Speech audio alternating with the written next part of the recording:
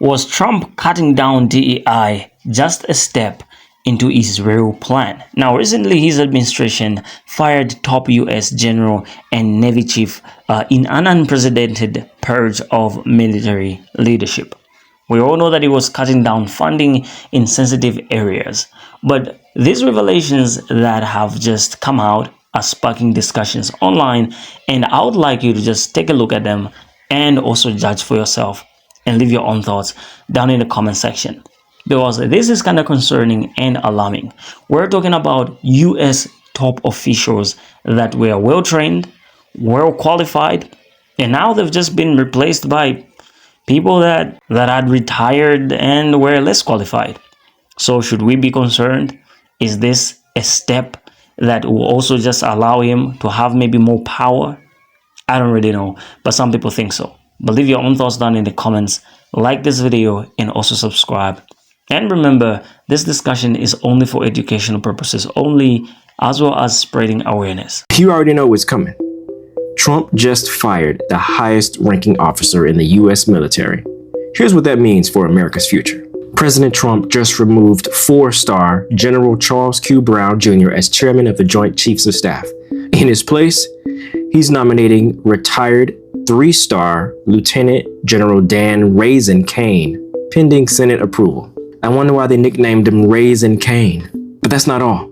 This is part of a massive Pentagon shakeup with top military officials getting the boot. They also just fired the Chief of Naval Operations, Lisa Franchetti, who has made history as the first woman to lead the Navy in 2023. Now, Defense Secretary Pete Hegseth said that this is about refocusing the military on warfighting instead of focusing on diversity and inclusion initiatives. Translation: the administration just wants to eliminate DEI policies from the armed forces. Critics, on the other hand, say that this is a dangerous politicization of the military that undermines professionalism. Look, I'm not going to sugarcoat it. We know that this is not just about leadership changes. We know that the administration is planning on doing defense budget cuts and slashing 5,400 civilian jobs in the US Pentagon. So the question remains, is this really about making the military stronger or more political? While we were all sleeping last night, Donald Trump decided that he was going to go through our military and start firing generals, JAG officers, a whole bunch of people. This is really bad, y'all. All right, so let's go through the details of this, because definitely it's not good. Air Force General Charles Q. Brown Jr., Chairman of the Joint Chiefs of Staff, Admiral Lisa Franchetti, Chief of Naval Operation, General James Slife, Air Force Vice Chief of Staff, the Judge Advocates General, or JAGs, for the Army, Navy, and the Air Force. These firings are a part of a broader effort led by the Defense Secretary Pete Hegseth to remove leaders perceived as promoting woke policies within the military. The administration has nominated retired Air Force Lieutenant General Dan Raisin Kane to replace General Brown as chairman of the Joint Chiefs of Staff. Do you understand who that man is? Last night, Donald Trump fired the chairman of the Joint Chiefs of Staff, a highly qualified, decorated 4-star Air Force general who was the highest ranking military officer in our nation. He also fired 6 of the top military leaders in our nation, including the head of the U.S. Navy. And he also fired the top lawyers in our military. This is alarming. Why? I'm Amy McGrath. I spent 20 years in the Marine Corps as an officer. I taught the Constitution and government to midshipmen at the U.S. Naval Academy. I taught the future leaders of our military about civil-military relations. It is a delicate balance in our country. And last night, in my belief, what Trump did will do real harm to our country's military and its national security. Firing these generals is nothing less than a personal loyalty test to everyone else. He isn't firing them because they're unqualified or because they disagree on tactics or strategy in a conflict. This isn't like Truman firing MacArthur because MacArthur wanted to nuke North Korea or China. This isn't like Obama firing McChrystal because of perceived disrespect or loss of trust in the Afghanistan strategy. Trump is doing this because he thinks these generals and admirals are more loyal to the Constitution than to him. You can argue that he did this because General Brown, the chairman of the Joint Chiefs of Staff, or former chairman of the Joint Chiefs of Staff, is a black man And Admiral Franchetti is a woman. The right may say these generals and admirals are too, quote, woke, and maybe they spent too much time on DEI. That's bullshit, folks. This firing is way less about diversity and more about finding someone more loyal to Trump than to the Constitution. Folks, we do not want yes men, and yes, they will all be men, at the head of our military. When Trump wants to do something dumb, like Mexico or invade Greenland or Panama or pull our troops out of Europe and hand it over to Putin, we do not want our military leaders to just want to please the dear leader. We do not want our military leaders to care more about Trump and loyalty to him than to their oath to the Constitution itself. What am I worried about? Now, Trump can more easily use the United States military in ways that would actually hurt Americans. And if you think this is just some shakeup, consider how our national security is being led by the felon himself, a Secretary of Defense who abuses women, pays off his rape victims, and whose own mother called him an abuser, and now potentially more mega loyalists, this time in uniform. That should be very scary, folks. We do not want every incoming administration to clear house at the Pentagon. Our armed forces should not be led by politically motivated individuals. Trump's actions threaten to forever damage our national defense. This is not a shakeup. This is a purge. Trump also fired the top lawyers in our military. Well, why does that matter, you say? Well, here's what's going on. When you start firing the military's top lawyers, that means you are getting ready to order the military to do unlawful things. Trump replaces those JAGs, those lawyers, with men who will justify any future unlawful and unethical actions that he wants the military to do. Think about ordering peaceful protesters in the legs. Think it can't happen? Think again. Trump tried to do this in his first term. He was stopped by a Secretary of Defense and a chairman of the Joint Chiefs of Staff at the time who told him no. Trump will now try to find commanders who will do his unethical bidding, and he will find the military lawyers who will somehow try to justify those unethical orders by making them, quote, somehow legal. Leaders are getting a litmus test now. Are you sufficiently loyal to Trump or not? This weakens us 100%. They are not selecting generals and admirals based on qualifications or experience. They are going to pick them based on loyalty to Trump and to their political leanings. I cannot stress to you how bad this might get. Trump has been purging the military like there's no tomorrow. Overnight, the Trump administration fired the chairman of the Joint Chiefs of Staff. The Navy staff, he's fired a surplus of military leadership. I think the craziest part about this whole thing, overnight, he replaced them all. So not only did he fire them all in one night, but he replaced them the same night. I'm honestly super curious as to what they did to lose their positions. And now they're looking forward to replace their JAG officers, also known as Judge Advocate Generals. It almost seems like Trump is just wiping the entire Pentagon. These guys are going to have a long week. I bet a lot of them are probably shivering in their boots, wondering if they're next. But I really hope these men and women can somehow continue to support their families if they have them, and even continue to support themselves as well. There's always stuff going on behind the scenes that us American citizens have no idea about. So I hope no one's out here just jumping to conclusions, because we really don't know what's going on. But if I learn more, when I learn more, I will update you guys on it, because it's interesting to me. This is truly a sad day for America. No, it's late. It's 11 o'clock on a Friday. This is truly a sad day for America. A decorated black 4-star general, chairman of the Joint Chiefs of Staff, fired for no other reason except for the color of his skin. I told you he was racist.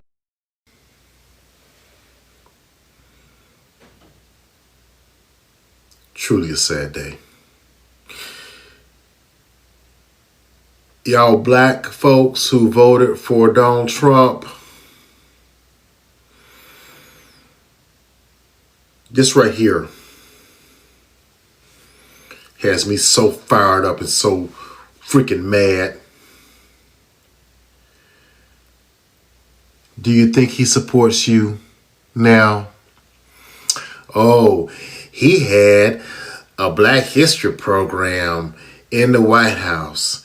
How could he possibly be racist? This confirms it. He's a racist.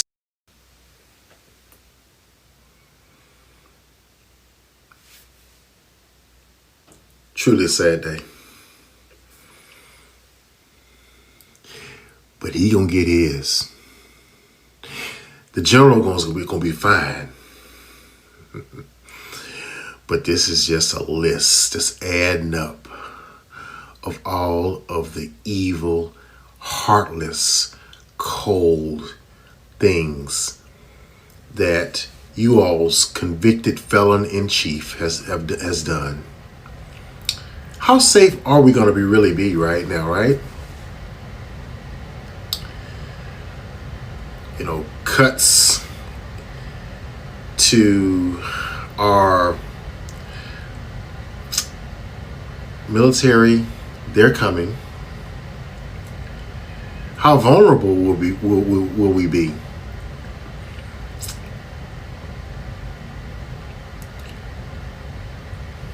Mass layoffs, mass firings. I think your guy gets off on firing people, especially people of color.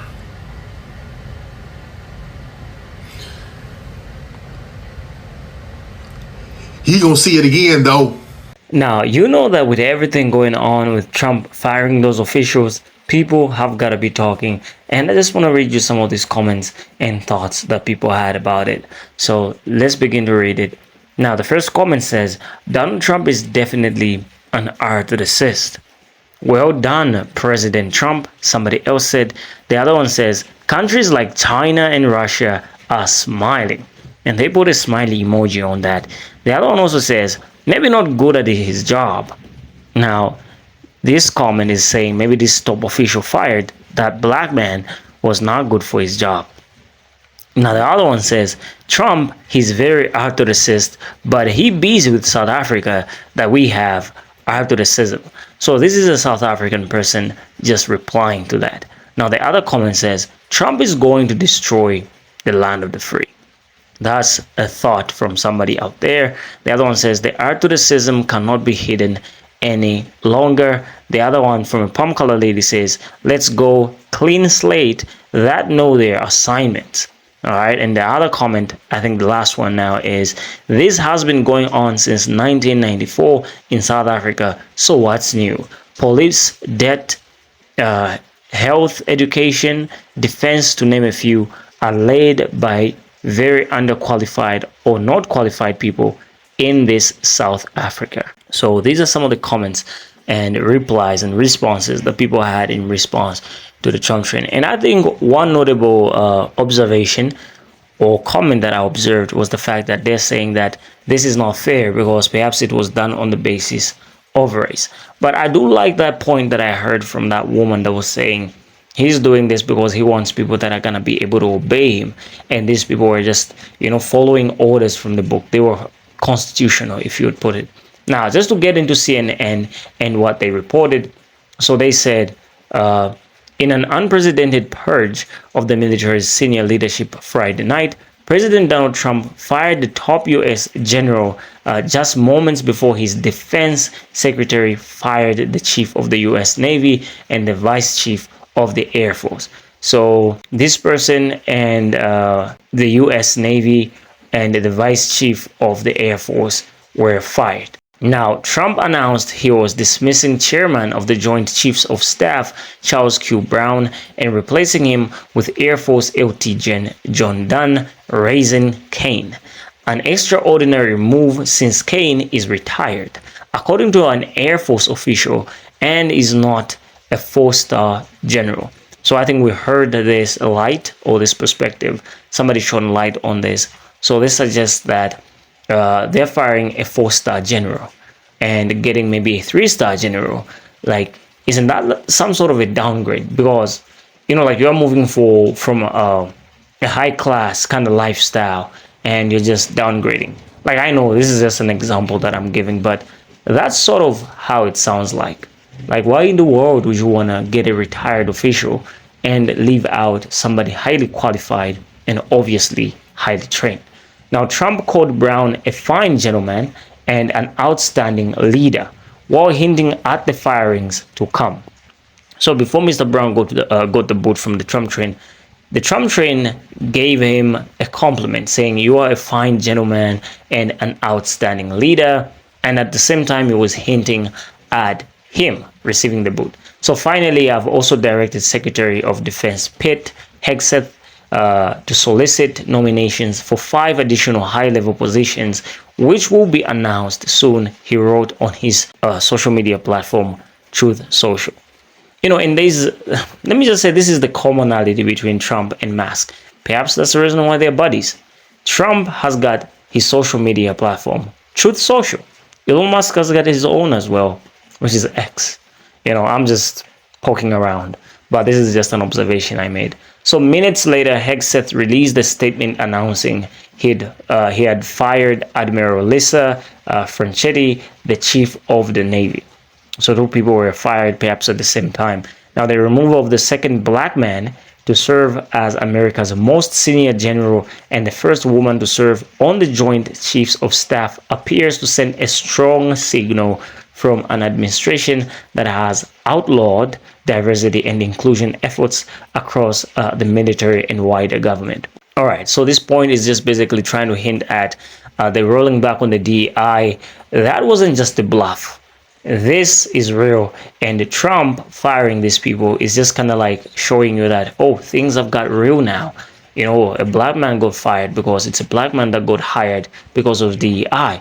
And the first lady who was occupying that position also got fired because she got hired by DEI. And Trump isn't having any of this. He wants people who are hired on merit basis. So this is kind of like hinting at that. This is what we're given so far. So the person that was assigned to fire Franchetti called her a DEI hire in his 2024 book, in which he wrote, "If naval operations suffer, at least we can hold our heads high because at least we have another first," right? An exclamation mark. "The first female member of the Joint Chiefs of Staff. Hooray!" So this person, Mr. Hegseth, I think it's a male, Mr. Hegseth, he wrote in his 2024 book that Franchetti, the one who's recently fired, was a DEI hire and the first occupying the position that she was occupying, the one that she got fired from. And he was kind of like playing into this old irony, creating an ironic statement, some sort of satire, where he's just like poking fun at her for being the first female DEI hire at the time. So I think he was the right man to do the job of firing her, since he was poking fun at her in 2024. But with that being said, this is a summary of everything we had prepared for you. Now, what do you think about the perspectives that have emerged in light with this discussion? And do you think it's fair? I know it's not fair. Or do you think it was done on the basis of DEI rolling back? Or is Trump just trying to prove a point, like we've seen him doing even with the European Union? J.D. Vance made a statement there. So do you think this is some sort of statement also? I'll see you in the next video. Don't forget to like, to share, and also subscribe.